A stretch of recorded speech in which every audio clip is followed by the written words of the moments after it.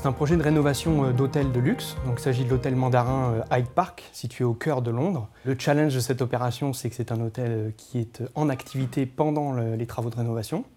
Il a à peu près 180 chambres, dont la moitié à peu près a été faite en phase 1. Il y a également toutes les zones publiques, les restaurants, le spa, le bar et des salles de conférence. Le client, quand il nous confie ce projet, il a très peu de plans de l'existant. Et en même temps, ces plans sont inadaptés à ce que nous, on doit faire et dans le délai qu'on a pour faire les travaux.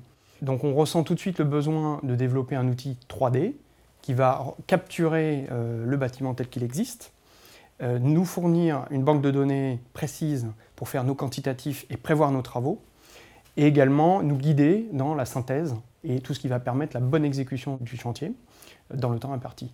Du fait d'un accès très restreint aux chambres, on a choisi d'utiliser la technique du scan 3D pour pouvoir capturer rapidement le maximum d'informations et ensuite pouvoir utiliser ce nuage de points pour modéliser et être réellement au plus près de l'existant, pouvoir capturer des détails comme des corniches existantes, des dados décoratifs qui étaient à conserver.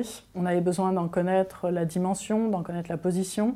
Donc à partir de là, la capture en 3D nous permet d'avoir en un seul passage, soit à peu près 30 minutes, pour avoir la totalité de la géométrie existante. Post-curage, on est repassé pour faire une deuxième campagne de scan dans la totalité des chambres. Donc on a rescanné à ce moment-là les problématiques type mur porteur, colonnes, poutres, etc., qui n'avaient pas pu être déterminées préalablement. On a fait le choix d'acquérir l'outil et de former des jeunes ingénieurs ici sur chantier.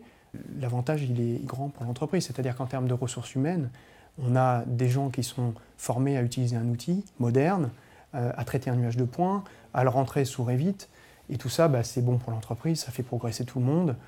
Le nuage donne l'information, il faut savoir la lire. On a besoin d'avoir des gens qui ont un œil très exercé, du fait de géométries qui sont, pour certaines chambres, extrêmement complexes. On a passé plus de temps à étudier la phase 2 parce qu'on a scanné toutes les chambres. Donc là, on a 100% de la géométrie avant de démarrer le chantier. Ce temps passé en plus aux études nous permet de raccourcir le temps de travaux. On a donc diminué de 4 semaines la durée des travaux sur la phase 2.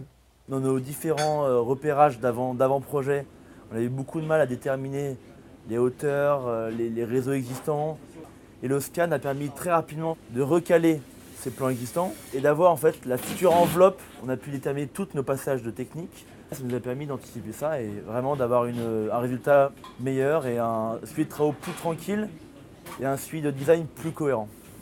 On a dans l'équipe un fonctionnement entre les travaux et les études qui est très positif parce qu'il y a des passerelles évidentes, les gens se parlent pour aller chercher l'info sur le terrain, la ramener au bureau d'études et inversement la remonter sur le terrain.